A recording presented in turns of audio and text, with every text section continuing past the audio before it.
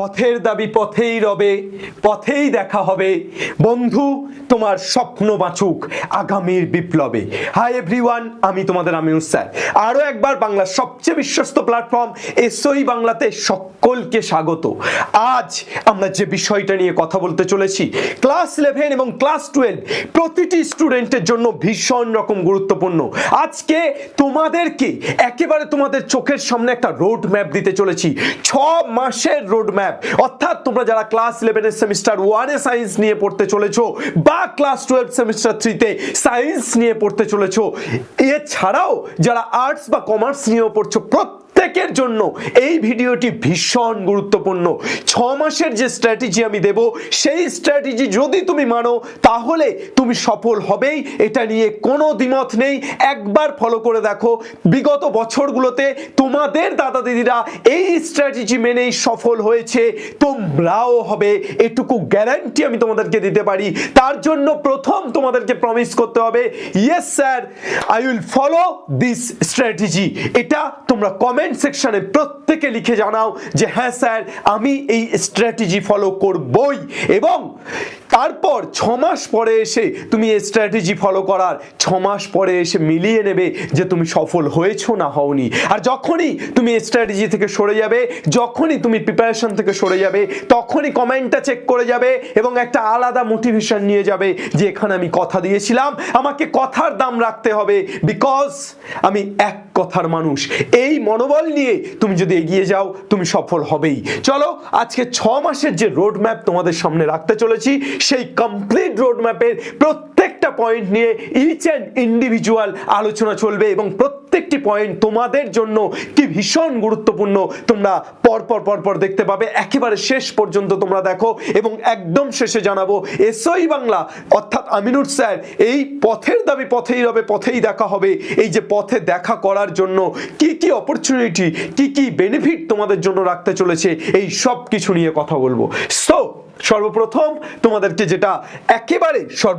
তোমাদেরকে যেটা বোঝাই সেটা হচ্ছে, it's not a sprint race. অর্থাৎ এই যে 6 মাসের দৌড় তোমরা দৌড়তে চলেছো, এই দৌড়টা কখনোই কোনো স্প্রিন্ট রেস নয় যে আমি খুব জোরে স্টার্ট নিলাম এবং ফিনিশ করে দিলাম, অর্থাৎ আমি জিতে গেলাম। না, এটা it's not a sprint race. এটা স্টার্ট জোরে নিলেই যে হয়ে যাবে এমনটা নয়। It's a marathon.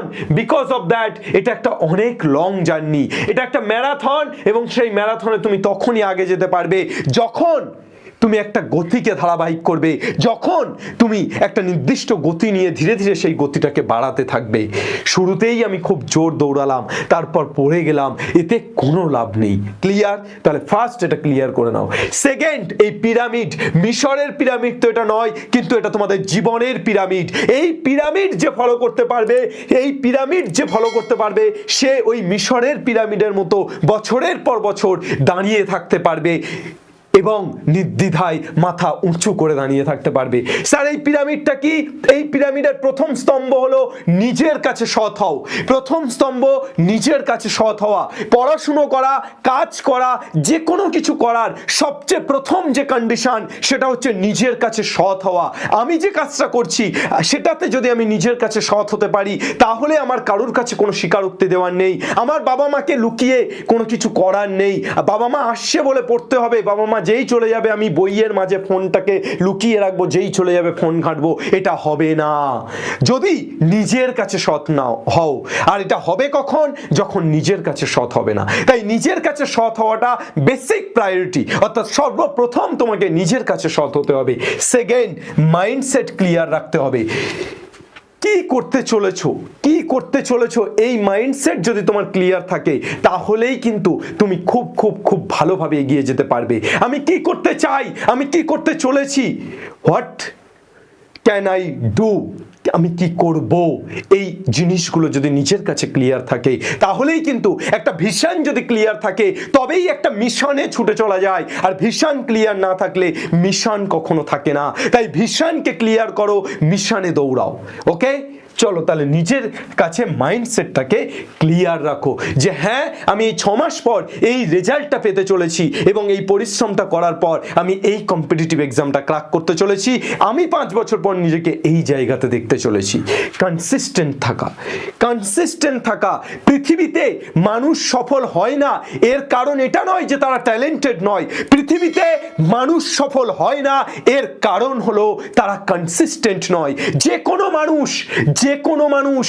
কোনো ধরনের ট্যালেন্টেড মানুষ, যে কোনো ধরনের ট্যালেন্টেড না মানুষ, মানে ট্যালেন্ট নেই এমন মানুষও সফল হতে পারে যদি জীবনে কনসিস্টেন্ট থাকে, যদি জীবনে পরিশ্রম করে। ট্যালেন্ট এই শব্দটাই কিন্তু একটা অলৌকিক, ট্যালেন্ট এই শব্দটাই কিন্তু একটা অলিখিত, ট্যালেন্ট এই শব্দটাই খুব অন্য রকম একটা শব্দ। এর মূল্য ততটা নেই যতটা পরিশ্রমের মূল্য আছে। একটি মানুষ যদি পরিশ্রম করে, একটি মানুষ যদি ধারাবাহিক হয়, তাহলে সে জীবনে সব কিছু অ্যাচিভ করতে পারে। ইয়েস, আমি এই কথাটা আজকে বলে যাচ্ছি, তোমরা শুনে নাও, সব কিছু অ্যাচিভ করতে পারে যদি পরিশ্রম এবং ধারাবাহিকতা এই দুটোর মিশ্রণ তার মধ্যে থাকে। And the last part, this is the most important part, daily basis planner set এবং অ্যানালাইসিস করা। আজ 30 বছর বয়সে দাঁড়িয়েও আমি প্রত্যেক দিন কি কাজ করব সেটা প্ল্যানিং করি এবং দিন শেষে অ্যানালাইজ করি যে আমি কাজগুলো করতে পারলাম কিনা, আমি নিজের কাছে সৎ থাকতে পারলাম কিনা, আমি আমার নিজেকে দেওয়া কমিটমেন্টগুলো পূর্ণ করতে পারলাম কিনা।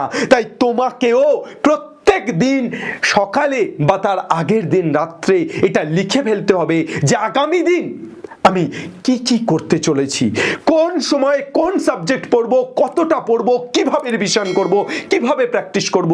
এই সবটা যদি নখদর্পণে থাকে এবং দিনের শেষে যদি মিলিয়ে নাও, ইয়েস আমি আজকে প্রমিস করেছিলাম এতটা করেছি, আমি করতে পেরেছি।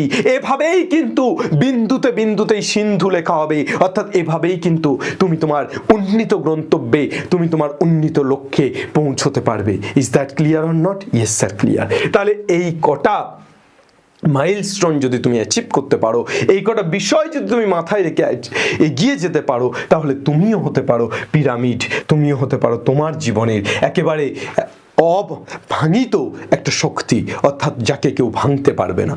ওকে, নেক্সট, প্রথমে আমাদের কয়েকটা কাজ করতে হবে। আজকে আমরা যে টপিকগুলো নিয়ে কথা বলবো একটু প্রথমে বলে নিই যে আমরা প্রথমে কি করব। সেমিস্টার 1 এবং সেমিস্টার 3 ছাত্রছাত্রীরা প্রথমে আমরা সিলেবাস অ্যানালাইসিস করব এবং কোন সিলেবাসের কোন জায়গা থেকে কত নাম্বার আছে সেটাকে দেখব।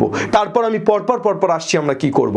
তো আমাদের ফিজিক্স, আমাদের chemistry, math, biology, English, Bengali, computer science, এছাড়াও জিওগ্রাফি, হিস্ট্রি, পলিটিক্যাল সায়েন্স, যা আমাদের টেক্সট আছে, যা আমাদের টেক্সট বুক আছে, প্রত্যেকটা সাবজেক্টের সিলেবাস অ্যানালাইসিস করো। অর্থাৎ আমাদের দেখো যে বোর্ডের WBCHSC বোর্ডের অফিসিয়াল ওয়েবসাইটে তোমরা সিলেবাস পেয়ে যাবে, বইয়ের প্রথমে সূচিপত্র পেয়ে যাবে, সেখানে পরিষ্কারভাবে লেখা আছে এই টপিকগুলো তোমার সেমিস্টার 1 এবং সেমিস্টার 3-তে আছে, আর এই টপিক থেকে এত নাম্বার আছে, সমস্তটা MCQ প্যাটার্ন। সুতরাং তুমি পুরোটা পেয়ে যাবে। দেখো আমি ম্যাথের টিচার, আমি ম্যাথেরটাকে তোমাদের সামনে রাখছি যে সেমিস্টার 1 তোমাদের সিলেবাস এবং কোথা থেকে কত নাম্বার, সেট থেকে 4, রিলেশন ফাংশন থেকে 4, ট্রিগোনোমেট্রিক ফাংশন থেকে 7, complex number 6, quadratic equation, linear equation 4, permutation combination 5, limit 10, limit derivative মিলিয়ে 10।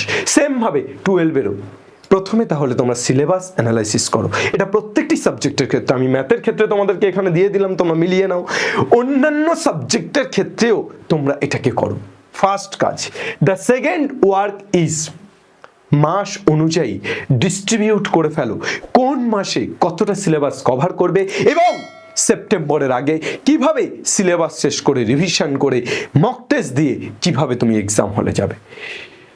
প্রথমে আমি 11-এরটা যদি ম্যাথের বলি, মার্চ এবং এপ্রিল ত্রিকোণমিতি ক্যালকুলাস শেষ করছি, May June algebra, July set relation function, August revision, September exam. এইভাবে সেট করো। এটা 12-এর ক্ষেত্রেও তাই। এখানে ক্যালকুলাসের সাথে তুমি রিলেশন ফাংশন লিখে নিতে পারো। ক্যালকুলাস শুরুর আগে রিলেশন অ্যান্ড ফাংশন করে নাও, কেননা ক্যালকুলাসের রিলেশন অ্যান্ড ফাংশন ভীষণভাবে এফেক্টিভ, ক্যালকুলাসের রিলেশন ফাংশন লাগে। তাহলে এই হয়ে গেল। তোমরা পুরোটা সিলেবাস অ্যানালাইসিস করে নিলে, তারপর মার্কস ডিস্ট্রিবিউশন করে নিলে, তারপর একটা টার্গেট ফিক্সড করে নিলে যে এই মাসে আমি এতটা শেষ করব। আমি যে টার্গেটটা দিলাম এটাই করতে হবে এমনটা নয়, প্রতিটা সাবজেক্টের ক্ষেত্রে নিজের মতো করে টার্গেট ফিক্সড করো। একটা মাস আগস্ট একটুখানি রাখো প্র্যাকটিসের জন্য, প্র্যাকটিসের জন্য একটা মাস রাখো। এইবার স্যার তাহলে আমি মক টেস্ট কখন দেব? আসছি, এবার আমরা মক টেস্ট নিয়েই আসবো, কিন্তু তার আগে আমরা মান্থলি সেট আপ তো করলাম, ডেলি প্ল্যানার সেট আপ কি করে করব। আজ আমি যে সময়ে ভিডিওটা বানাচ্ছি সেই সময় তোমাদের হচ্ছে 8 তারিখ, 8/3/26। আজকে আমি কি কি পড়তে চলেছি? সকাল 6টায় ঘুম থেকে উঠবো, অ্যাওয়েক আপ। আগের দিন রাত্রে আমি লিখছি, ধরো 9 তারিখের তোমার রুটিনটা তুমি 8 তারিখ রাত্রে, আজকে রাত্রে লিখছো। সকাল 6টায় অ্যাওয়েক আপ, 6টা থেকে 7টা ফ্রেশ, 7টা থেকে 7:30 জগিং বা প্র্যাকটিস, 7:30 থেকে 8টা পর্যন্ত কি ব্রেকফাস্ট,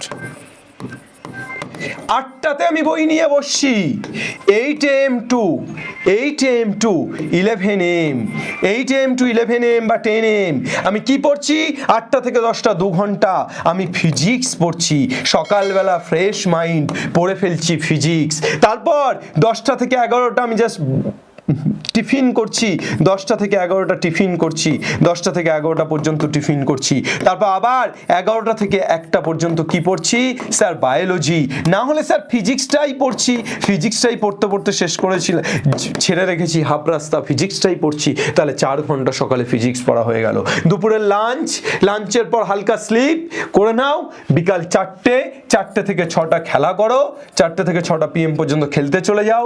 স্যার তারপর 6টার সময় পড়তে বসছি, 6টা থেকে 9টা পর্যন্ত ম্যাথ করছি বা বায়োলজি পড়ছি। তারপর 9টা থেকে 10টা ডিনার করছি, আবার 10টা থেকে 12টা পর্যন্ত আমরা অন্য কোনো সাবজেক্ট, কেমিস্ট্রি বা বায়োলজি পড়ছি। এই রকমভাবেই আমরা প্রতিদিন চালাচ্ছি। স্যার যদি 3টে সাবজেক্ট না পড়তে পারি, অ্যাটলিস্ট 2টো সাবজেক্ট পড়ো, অ্যাটলিস্ট 2টো। স্যার এর মধ্যে যদি প্রাইভেট টিউশন থাকে চলে যাও প্রাইভেট টিউশনে। আমি বললাম তো অ্যাটলিস্ট 2টো সাবজেক্ট তোমরা পড়ো। এই যে 6টা থেকে 9টা প্রাইভেট বাদ দিয়ে দিলাম, অ্যাটলিস্ট 2টো সাবজেক্ট 10টা থেকে 12টা ম্যাথ করে শুয়ে পড়ো। বুঝতে পারছো? অ্যাটলিস্ট 2টো সাবজেক্ট, ম্যাক্সিমাম 3টে। যে কোনো দিন 3টের বেশি সাবজেক্ট পড়া উচিত নয়, আর 2টোর কম পড়া উচিত নয়। 2টো সাবজেক্ট অন্তত শুরু থেকে পড়ো। স্যার এইভাবেই আমরা ডেলি প্ল্যানার সেট করব। প্রতিদিন রাত্রে সেট করব, তারপরের দিন সেটাকে মানবো। তারপরের দিন রাত্রেবেলা গিয়ে মানা হলো কোনগুলো পেরেছি, ইয়েস আমি আমাকে আমি অ্যাচিভ করেছি এগুলো, তাহলে আমি রাইট চিহ্ন দিচ্ছি, নিজে প্রশান্তি ফিল করছি। কোনগুলো পারিনি কাটা চিহ্ন দিচ্ছি, এবং তার জন্য আমি নিজেকে গিল্টি ফিল করাচ্ছি, তার জন্য আমি নিজেকে ব্লেম করছি। Yes, this is the process. এই প্রসেস কিন্তু কেউ তোমাকে বলবে না, but it is the process. এই প্রসেস ধরে তুমি যদি এগোও, ডেলি প্ল্যানার আমরা প্রত্যেকে জানি বিন্দুতে বিন্দুতেই সিন্ধু হয়। এই ডেলি প্ল্যানার থেকেই কিন্তু জন্ম নেবে একটা বিগ অ্যাচিভমেন্ট, যেটা তুমি ভাবতেও পারবে না। প্রত্যেক দিন এই ছোট্ট ছোট্ট নিয়মানুবর্তিতা আমাদেরকে একটা বড় জায়গাতে নিয়ে যেতে পারে। স্যার মক টেস্ট কিভাবে দেব? খুব ইম্পর্টেন্ট পার্ট। মক টেস্ট কিভাবে দেবে? মক টেস্ট দেওয়ার প্রথম হচ্ছে চ্যাপ্টার ওয়াইজ, অর্থাৎ যে চ্যাপ্টারটা কমপ্লিট করছো সেই চ্যাপ্টারের মক টেস্ট দাও। স্যার পরীক্ষা নিচ্ছে না টিচার, অফলাইনে নেবে না, তুমি নিজে দাও সেই চ্যাপ্টার থেকে কোশ্চেন সেট করে। স্যার নিজে কোশ্চেন সেট করার টাইম পাচ্ছি না, এসওই বাংলা অ্যাপ ভিজিট করো। প্রত্যেকটি চ্যাপ্টার বেসিসে আমরা মক টেস্টের কোশ্চেন তোমাদের জন্য রাখতে চলেছি এবছর। সুতরাং এবং সেটা ফ্রি অফ কস্ট। তোমরা প্রত্যেকে চ্যাপ্টার ওয়াইজ মক টেস্ট দেওয়ার ব্যবস্থা করো। Second, chapter wise mock test দেওয়ার পর মান্থলি মক টেস্ট দাও। মান্থলি মক টেস্ট অর্থাৎ প্রত্যেক মাসের শেষে সেই মাসে যতটুকু পড়লে ততটুকুর উপর মক দাও। প্রত্যেক মাসের শেষে সেই মাসে যতটুকু পড়লে ততটুকুর উপর মক দাও। এবং অ্যাট লাস্ট সর্বশেষে ফুল মক দাও। ফুল মক অন্তত পরীক্ষার before 15 days of exam, before at least 15 days, at least 15 days of exam, এক্সামের অন্তত 15 দিন আগে মক টেস্ট দাও। স্যার কটা ফুল মক টেস্ট দেবো? 2টো অথবা 3টে। স্যার এর বেশি দিতেই পারো, এর কম নইব চ, এর কম দেওয়া যাবে না, এর বেশি তুমি যত সম্ভব দিতে পারো তুমি যদি চাও। Yes, clear? অ্যাট লিস্ট 2টো ফুল মক টেস্ট আমাদেরকে দিতে হবে। এই মক টেস্টের প্ল্যানিং যে ইউজ করবে সে বিফলে যাবে না, সে পরীক্ষার হলে এক্সাম ফোবিয়াতে পড়বে না, সে পরীক্ষার হলে কখনোই জানা প্রশ্ন ভুল করবে না। গ্যারান্টি, লিখে রাখো, গ্যারান্টি দিচ্ছি, কোনো দিন সে পরীক্ষার হলে জানা প্রশ্ন ভুল করবে না। It's clean and bold. Next, এরপর কয়েকটা জিনিস তোমাদের আরো এক্সট্রা মেনে চলতে হবে। নিয়মিত প্রত্যেকটা দিন তোমরা সায়েন্স নিয়ে, আর্টস নিয়ে বা কমার্স নিয়ে যাই পড়ো, দেখো পড়াশুনো যতটা ইম্পর্টেন্ট তার থেকে বেশি ইম্পর্টেন্ট, সবচেয়ে ইম্পর্টেন্ট জীবনে সুস্থ থাকা, সবল থাকা, বেঁচে থাকা, লড়াইয়ে থাকা, এটা খুব ইম্পর্টেন্ট। বিকজ আমি যদি সুস্থ না থাকতে পারি, আমি যদি সবল না থাকতে পারি, আমি যদি বেঁচে না থাকতে পারি, আমি যদি লড়াইয়ে না থাকতে পারি, তাহলে তো আমি অন্য কোনো কিছুই অ্যাচিভ করতে পারবো না।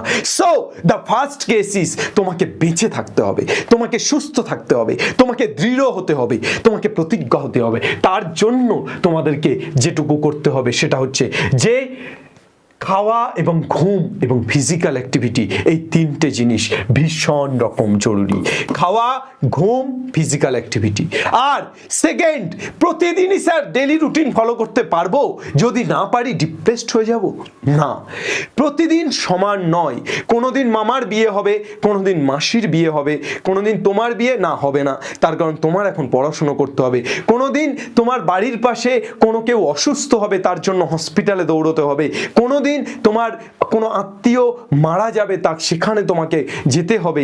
এইরকম সমস্যা থাকবেই। আমরা মানুষ, সামাজিক, সমাজবদ্ধ জীব, আমাদের জীবনে সমাজগত অনেক রকম সমস্যা থাকে। কোনোদিন তোমার বাড়ির পাশে ভোট আসছে, বোম পড়বে, তুমি পড়তে পারছো না। কোনোদিন ইলেকট্রিসিটি থাকবে না। কিন্তু প্রত্যেকটা দিন সমান না হলেও তোমার ইচ্ছেটা সমান থাকা উচিত। অর্থাৎ তোমার ইচ্ছেটা যদি জীবিত থাকে, সমানভাবে থাকে, তাহলে তুমি পারবে। Yes, you can do anything and everything.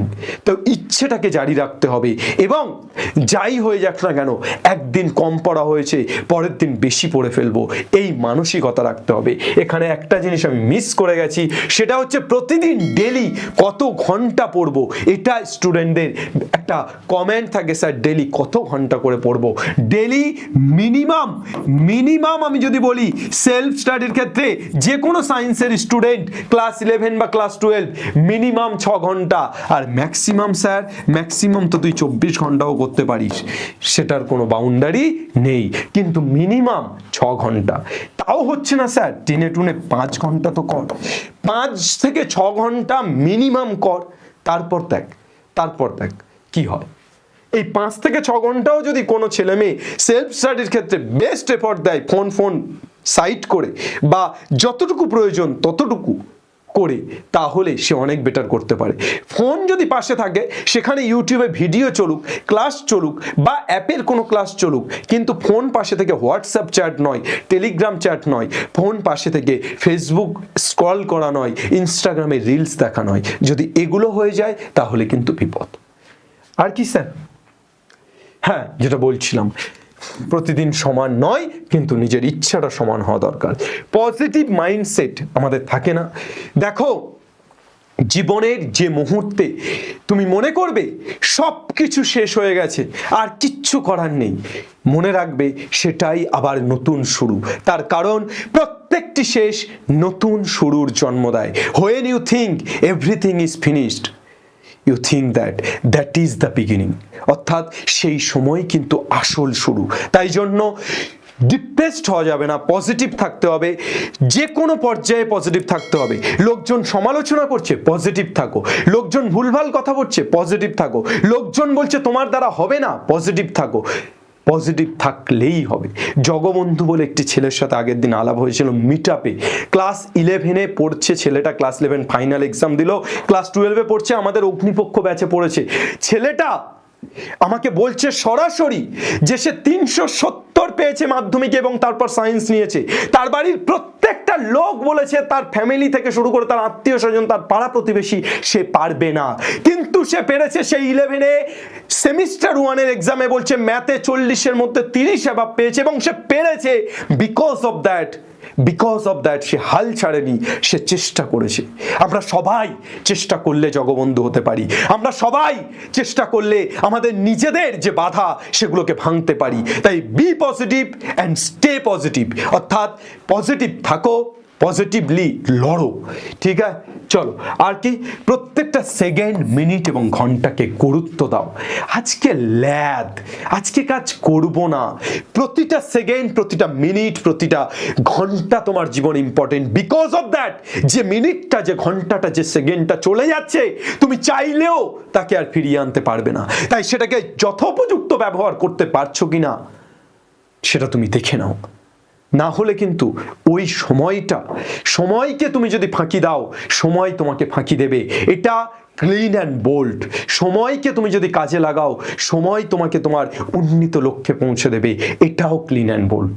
তাই জন্য তোমাদেরকে সেভাবেই লড়তে হবে। আর বিশেষ কিছু বলার নেই।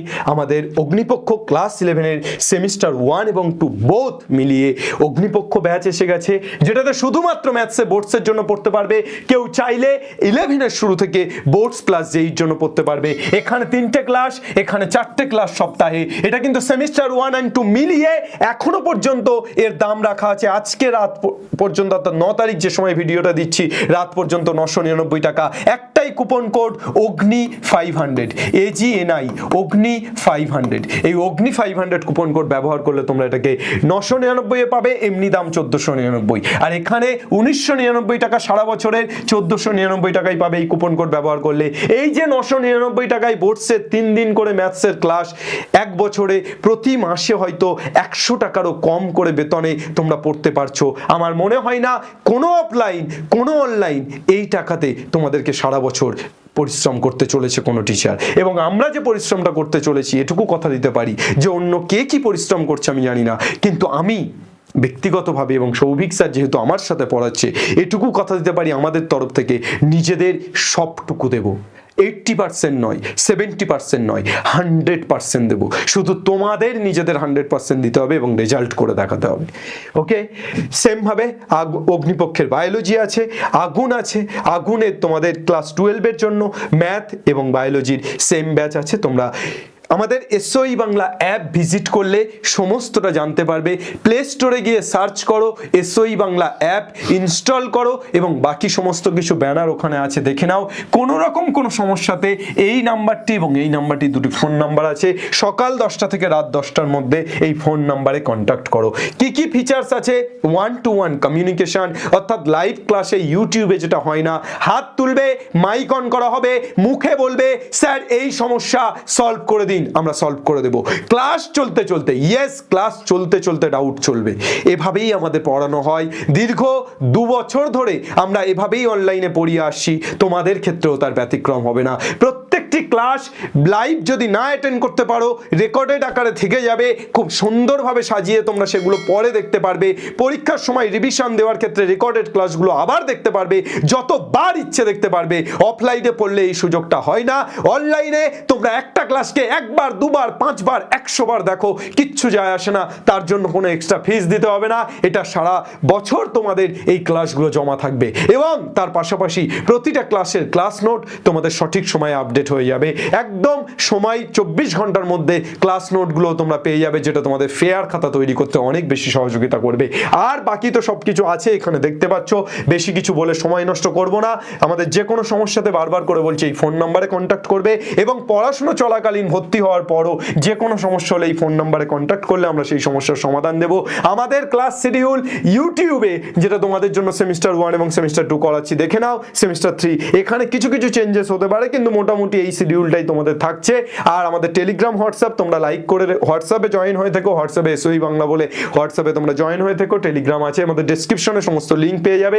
এসওই বাংলাকে সাবস্ক্রাইব করো। এসওই বাংলার সাথে সাথে যতগুলো এসওই বাংলা কমিউনিটি চ্যানেল আছে, এসওই 11, 12, এসওই 9, 10, এসওই যেই সমস্ত কিছুকে সাবস্ক্রাইব করে নিতে পারো। আর বাকি সমস্ত প্ল্যাটফর্ম আমাদের ফেসবুক থেকে, ইনস্টাগ্রাম থেকে, সমস্ত কিছু, এক্স থেকে, টুইটার থেকে শুরু করে সমস্ত কিছু আছে। এবং যে কোনো সমস্যাতে বারবার বলছি এই কন্ট্যাক্ট নাম্বারে কন্ট্যাক্ট করবে। এটুকুই বলার হয়ে গেল। তোমাদের আশা করি এই 6 মাস তোমাদের সাথে হাতে হাত ধরে, দাঁতে দাঁত চেপে, একেবারে কাঁধে কাঁধ রেখে আমরা লড়তে পারবো। লড়বো বাংলা লড়বে, বাংলা পড়বে এবং বাংলা জিতে দেখাবে। চলো, জয় হিন্দ।